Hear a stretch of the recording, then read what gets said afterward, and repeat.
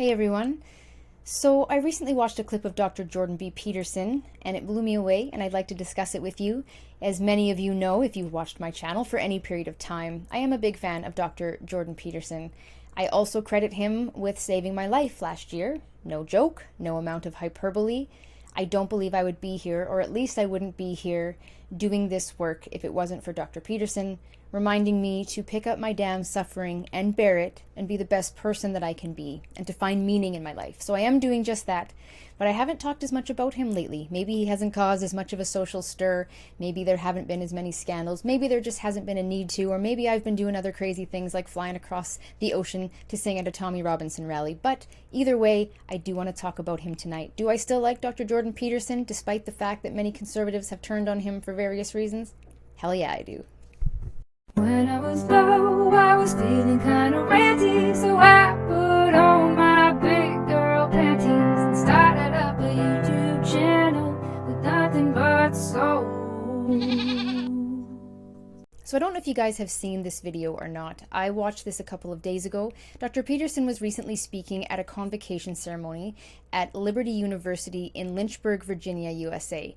And while he was on stage speaking to the other, I assume, staffers that were with him, suddenly someone came from the audience, a young man, and he rushed the stage and he was really distraught. He was very emotionally distraught. Now, the first version of this that I watched was the full version as put out by Liberty University. So when this happened, they had cut the video feed and only kept the audio feed. So all I could hear was this man wailing, just wailing in the background. And you could hear people starting to pray over him. That in itself gripped me. That in itself brought me to tears. I heard it has brought others to tears as well, men included, big tough men included. And it really was something else, just to see someone in that state of vulnerability, in that much emotional pain and suffering. It's really something. After the fact, when they were all resuming their discussion and kind of trying to unpack what had just happened, the main speaker was trying to express how important it is for people to bring up their emotions, to be honest about how they're suffering, that this young man is not the only one going through this, but perhaps he was just the only one brave enough to come out and say something and cry for help, because it really was a cry for help, if I ever heard one. And you could see Dr. Peterson sitting there really shaken up. He looked just wrecked. He looked tired. His eyes were wet. He looked really bothered by the fact that this had happened. And to the point where the one staffer put his hand on Dr. Peterson's arm and looked as though he was trying to kind of comfort him, as though you would comfort a child who was upset. It was a really interesting moment if you like to read people and pay attention to body language and that sort of thing. And so I will now play you a short clip that I saw after the fact, secondary to this, which does not cut the video feed. It would be likely a cell phone video or someone else's version of this, and it does show the whole thing. Take a look. The white noise generator. My name is David Limbauchu. I'm unwell. I need help. I need help. I just wanted to meet you. I'm unwell. David, say a prayer for me. Yes, sir. Father, we thank you for David. We pray for healing for him, salvation for him, restoration for him. God, right now, just come into his life. Let him know that he's valuable to you. Lord, I pray that in this moment that you would just begin to work in his spirit. Lord, let him know that we're for him. We're not against him. So as you can see, Dr. Peterson joined the other men in laying hands and praying for this young man. He actually humbly took a knee and got down to the level of the man who was suffering and laid his hands on the man as the others had and joined in prayer. Now, of course, we can't see his face. His back is turned to the camera. I don't know if he actually joined vocally in the prayer, but it doesn't matter. It's the action that speaks volumes. The humility that it takes to take a knee like that and to join in is something else. Now, I don't know if you guys have ever had the experience of being prayed over like that. Many of you might be agnostic or atheist viewers, but even if you don't have a belief in God or you haven't experienced this, I can tell you from my own experience when I went to a Pentecostal church for a few years in high school, that having people pray over you and to have those hands on your back and to feel them surrounding you, to feel people genuinely wanting to lift you up with no intention other than love, brotherly love, sisterly love, and the love of God, that is something very, very powerful. and it's very empowering. And when I watched Dr. Peterson be a part of that for someone, I knew that I had been right all along about what a good man he is. And the reason that I'm making this point at all, because many of you already like Dr. Peterson. If you found my channel, there's a good chance that you have been sent here from similar algorithms as people that watch Dr. Peterson's work.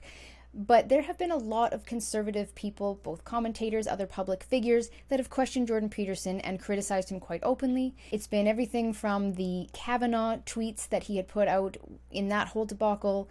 Many people criticized that. I myself wasn't overly impressed, although I certainly accept his answer to what he was thinking when he made those comments. And of course, there's people that are calling him a communist in Canada because he used to be a member of the NDP when I think he was about 15 or 16 years old or something like that.